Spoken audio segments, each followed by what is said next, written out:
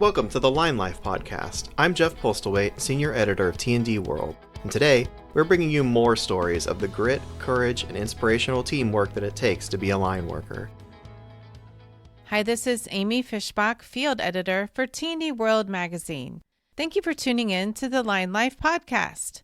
Today I'm featuring Journeyman lineman Brian Lozano from Midwest Energy Incorporated. I met Brian at the 2024 International Linemen's Expo, and he was also featured in our Lineworker Focus Department in T&D World magazine. For the first part of this Line Life podcast episode, I'm going to narrate Brian's profile that appeared in print in our March 2025 issue. And then for the second part, you can listen in on my conversation with Brian at the Linemen's Expo. This article is titled, Focus, a Lineworker's View, Brian Lozano. The journeyman lineworker for Midwest Energy in Hays, Kansas, competed at the International Linemen's Rodeo. Brian was born in El Paso, Texas, as the youngest of three older siblings. He's married to his wife, Karina, and they have a 1-year-old son named River Haynes, and just had another baby boy whose name is Brixton Rain. So congratulations to Brian and Karina. He enjoys going to the lake in the summer, fishing, camping, hiking, working on vehicles, and spending time with his family. He's currently replacing rotten poles that have been tested every few years to keep the reliability and integrity of the system. In the near future, he and his crew will be building new feeds as the city is expanding. He can't live without his clines, fiberglass sticks, and battery-powered tools that make his job easier and safer. He says the battery-powered tool industry has improved line workers' productivity significantly over the years, cutting time in half for some jobs and causing less fatigue on the body. Learning about the trade. He got interested in getting into the line trade when he was a junior in high school. One of his best friends had a close family friend who was a line worker at the time, and he told him what a lineman did. At the time, he had no clue what he was getting himself into. He just knew it had something to do with electricity and climbing poles, and that really interested him. He's a first-generation lineman, and he'd love to see his boys follow in his footsteps and keep carrying the name in the line trade. Early years. His first job was working for a contractor out in Colorado back in 2016. It was very difficult as an apprentice for the first couple of years, but it taught him so much and gave him a backbone that has made him who he is today as a journeyman lineman. On a day-to-day basis, he and his crew maintain and rebuild their transmission system and overhead distribution and underground system. Challenges and rewards. The most challenging part of his job is leaving his family in the morning or at night during a storm and having that thought, if he makes one mistake, he could possibly not see them again. The most rewarding part of his job is the lifestyle he gets to give to his family and how recognized line workers are in the community for what they do. Safety lesson. During the first year of his career, he encountered a life-changing experience that changed his whole perspective on electricity. He was working for a contractor at the time, and most of the guys on the crew were all very young. He was only 19 years old himself, and they really didn't know a whole lot other than the basics of the trade. Their job was to frame poles along a busy blacktop road with no shoulder. They pulled in the ditch parallel with the power line that was getting rebuilt. He was on the ground behind the digger getting material ready along with one of his good friends who is no longer in the trade. The operator was on the captain's seat of the truck swinging the boom around to grab the pole, which was lying on the ground. He wasn't paying attention, nor was anyone else spotting him on the power line right above him. All he remembers is hearing a loud explosion-like sound, and he fell to the ground. He looked over to see his friend screaming and holding his hands over his stomach. He had been electrocuted from secondary point of contact, and he had been in the step potential zone. After that whole experience, he realized they could have all died from that situation, but God was watching over them that day. He learned that no job is too important to slow down and look around and see what is around you. He now pushes himself and other apprentices to take the time to slow down and stop if something doesn't feel right during a job. Safety is what gets you home, no matter the circumstances. Plans for the future. He would go into the power industry all over again. He thinks he would do certain things differently, but he loves how much the industry has grown. He's able to experience a lot of things and gets to have a lot of fun doing it as well. It is also a very rewarding career. In the near future, as he ages, he hopes to get into a management position that is easier on the body. Next, it's my honor to feature an interview that I had with Brian on the show floor in the T&D World booth at the 2024 International Linemen's Expo. Now, here's my conversation with Brian. Brian, thank you so much for joining us today for the Line Life podcast. Glad to be here. First of all, can you talk about where you were born and raised and how you got interested in a career in the line trade? I was born in Western Texas, El Paso. I was only there for a couple years, and then later on, my parents decided to move me to Central Kansas and grew up there, went to high school, graduated in 2014 there, and then about, 17, 18 years old, one of my best friends, he had a family member that was in the line trade. He worked for PAR. And he's just telling me about it, and it got my attention because he's like, hey, all the benefits, obviously the dollar signs, what we all do it for as well. And I'm an adrenaline junkie, and, that kind of interested me. And even though, I love working on cars and stuff like that, I was like, well, I want to be able to provide for my family, and this has been a great career for me. I started out back in 2016 working for a contractor in Colorado, and I worked there for about 6.5 years and journeyed out there. And then I transferred to Central Kansas with Midwest Energy. And I've been with him since 2022.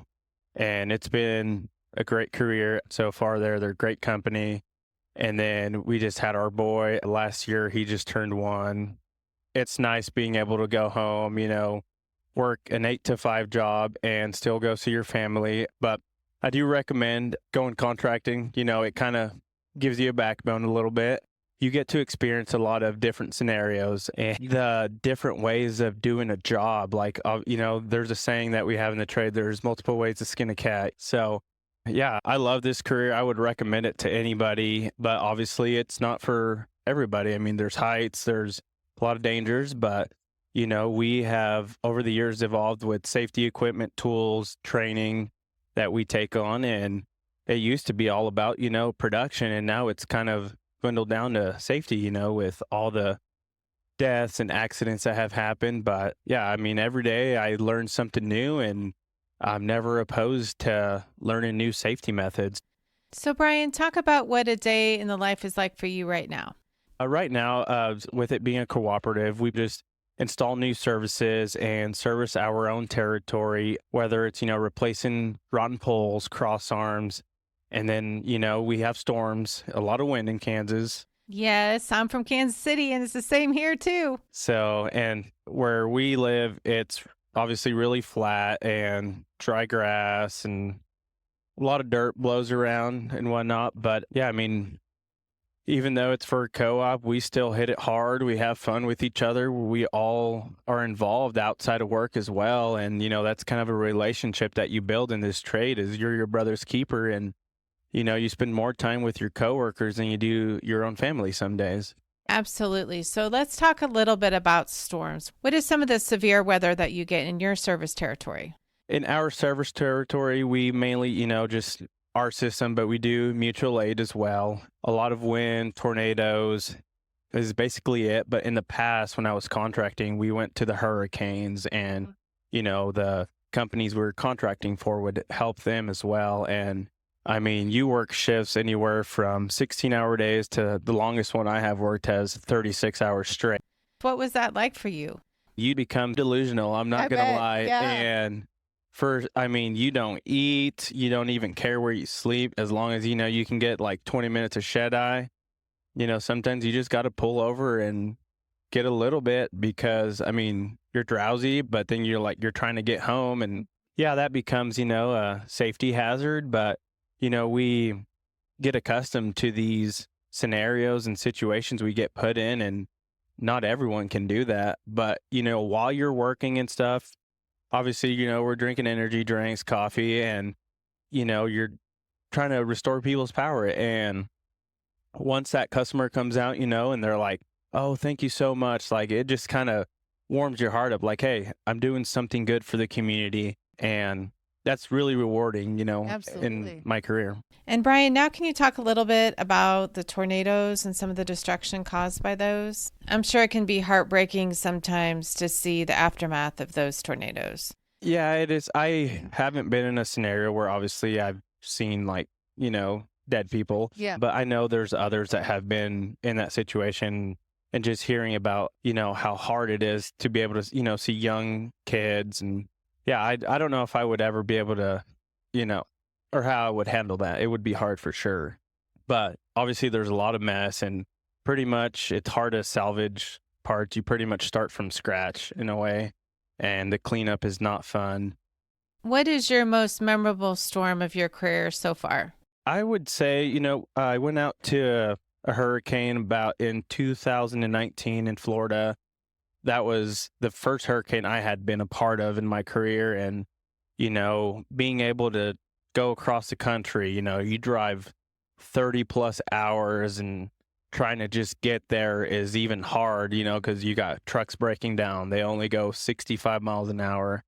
And then just seeing how a bunch of companies and, line workers come together just to help, a state or, just a town to bring all their power back, all the hotels that are provided, the lodging, the man camps, the food, like just all the manpower that it takes to make one thing happen. And, everyone sees it like we're kind of superheroes in a way, and that feels great.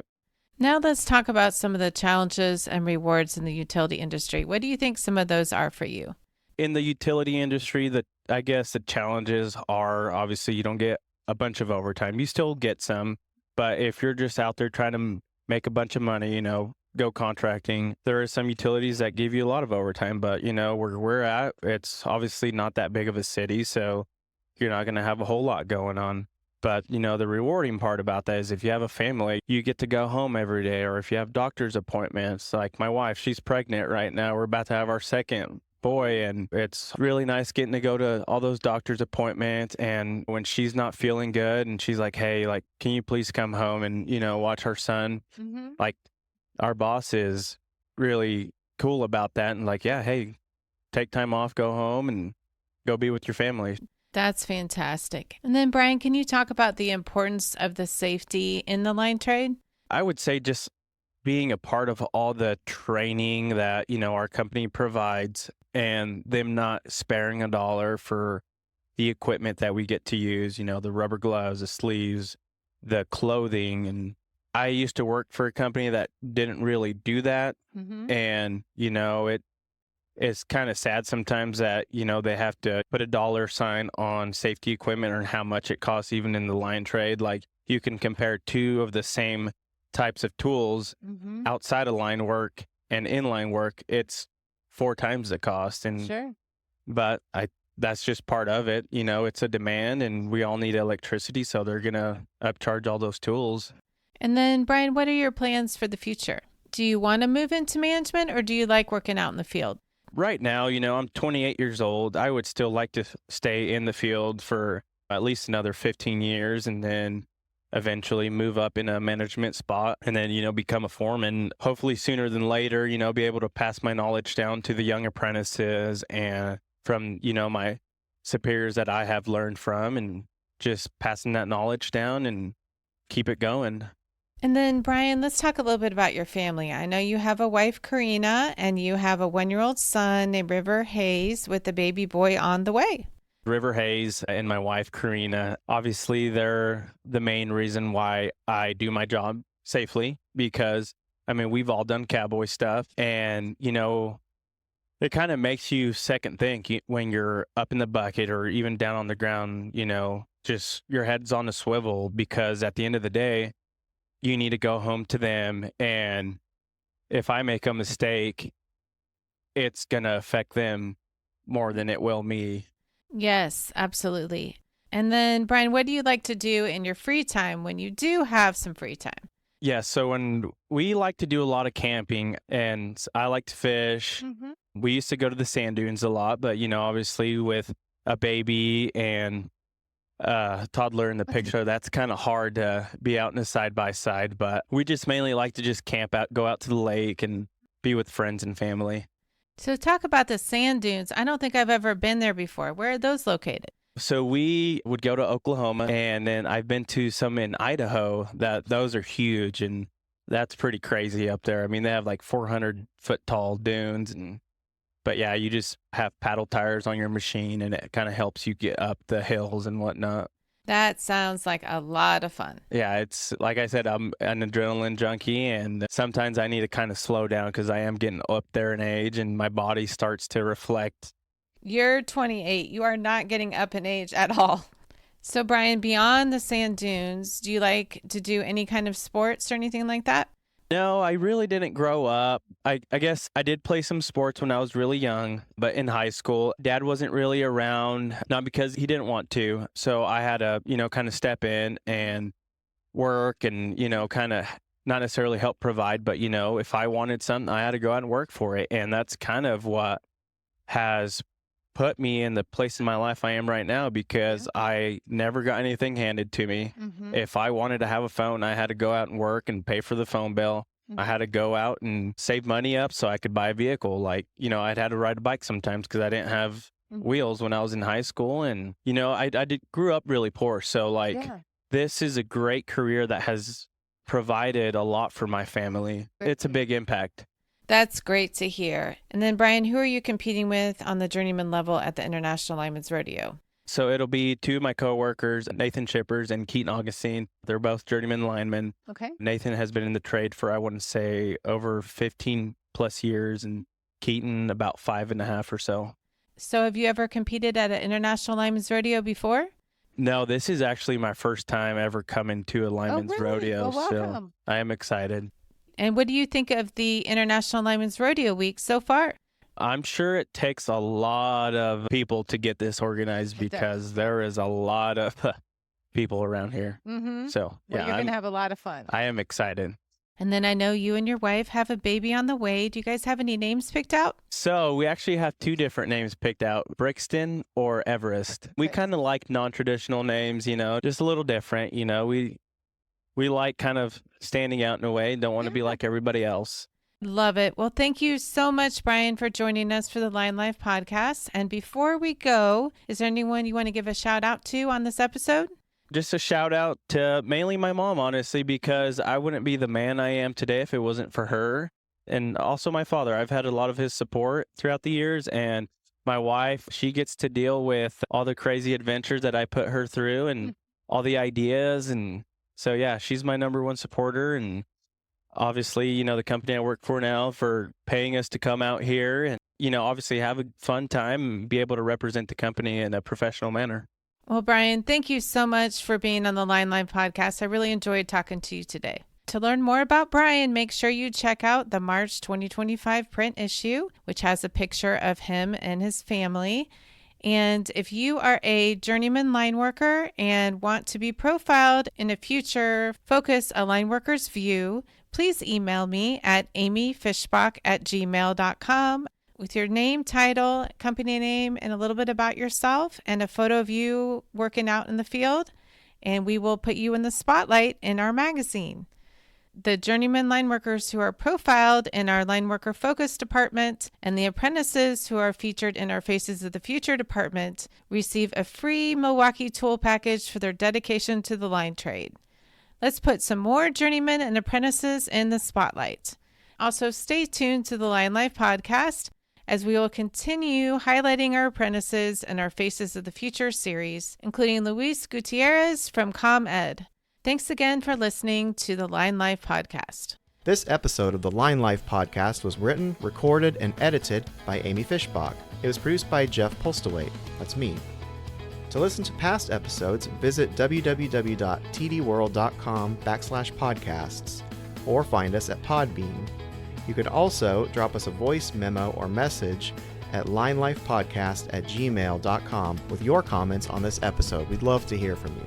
Please follow this show on Podbean or your favorite podcasting app to be updated when new episodes are released. Thank you for listening.